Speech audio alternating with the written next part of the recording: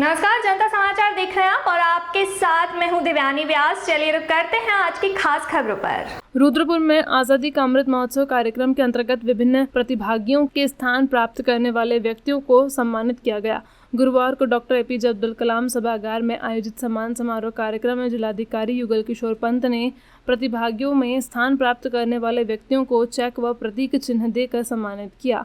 इस अवसर पर जिलाधिकारी युगल किशोर पंत ने कहा कि देश को आत्मनिर्भर व महाशक्ति बनाने की दिशा में प्रत्येक नागरिक को अपना अपना योगदान देना होगा।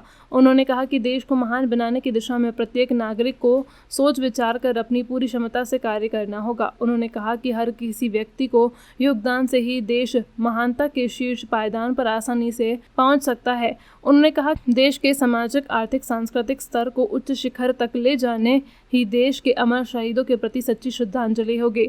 इस अवसर पर मुख्य विकास अधिकारी आशीष भटगाई ने कहा कि देश को सुपर पावर बनाने के लिए प्रत्येक व्यक्ति को वैज्ञानिक दृष्टिकोण से आगे बढ़ना होगा। उन्होंने कहा कि रिसर्च के क्षेत्र में भी हमें और अधिक कार्य करने की आवश्यकता है, क्योंकि पूरे देश में हम लोग आज़ादी का अमृत महोत्सव मना रहे हैं और उसी के तहत विद्यालयों में कार्यक्रम हुए थे। उनके जो बच्चे जिन्होंने बहुत अच्छा परफॉर्म किया था उनको यहाँ पे पुरस्कृत किया गया है। उसके अलावा ऐसे कंपटीशन जो हमारे अधिकारी वर्ग हैं उनके लिए भी हुआ था, उनको भी यहाँ पुरस्कृत किया गया है। और क्योंकि ये कार्यक्रम लगातार चलने हैं अगले साल तक, और उसमें एक कार्यक्रम थे ताकि लोग मोटिवेटेड हों और आने वाले दिनों में किस तरह से हमें कार्य करके अपने देश को आगे एक अच्छा देश बनाना है और विश्व में एक शक्ति के रूप में हमें अपने देश को बांटना है, उसके लिए कार्य किया जा रहा है।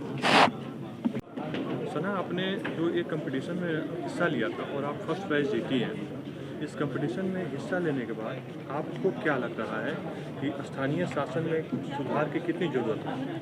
मुझे इस कंपटीशन में भाग लेने के बाद बहुत अच्छा लग रहा है, क्योंकि जो मेरे अंदर, ये मेरे दिल में जो कल्पनाएं होती थी या जो भावनाएं आती थी कि हमारा आज़ादी के वक्त और ये वाला जो वक्त है इसमें किस तरह से सुधार हुआ है और किस तरह से हमें और करना है, तो ये मैंने अपने विचारों को ये इस ऐसे कंपटीशन के ज़रिए रखा है जिससे मुझे फ़र्स्ट प्राइज़ ये मिला है और आज मैं बहुत खुश हूँ फर्स्ट प्राइज़ पा। मैडम, आपने जो इस कंपटीशन में जज की थी उसका क्या पैमाना रहा? पहले मैं अपना परिचय दे देती हूँ। मेरा नाम दिव्या नेगी, मैं गांधी फेलो हूँ, काम कर रही हूँ एस्पिरेशनल डिस्ट्रिक्ट कोलैबोरेटिव के अंदर।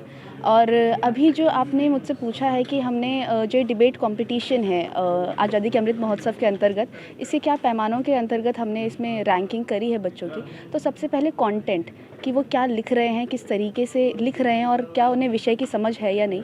दूसरा, उनका कॉन्फिडेंस कि वो किस तरीके से उसको सामने प्रेजेंट कर पा रहे हैं। तीसरा, उनकी स्किल्स क्या हैं कि जो उनकी पब्लिक स्पीकिंग स्किल्स हैं उस पर कितना खरा उतर रहे हैं। और चौथा, उनके बॉडी जेस्चर्स कि अगर वो बात कर रहे हैं तो ऑडियंस से कनेक्ट कर रहे हैं या नहीं, जजेस से कनेक्ट कर रहे हैं या नहीं। तो ये 4 पैमाने थे जिस पर हमने बच्चों को मार्क्स दिए और उसके बेसिस पे हमने फर्स्ट, सेकंड, थर्ड बच्चे निकाले।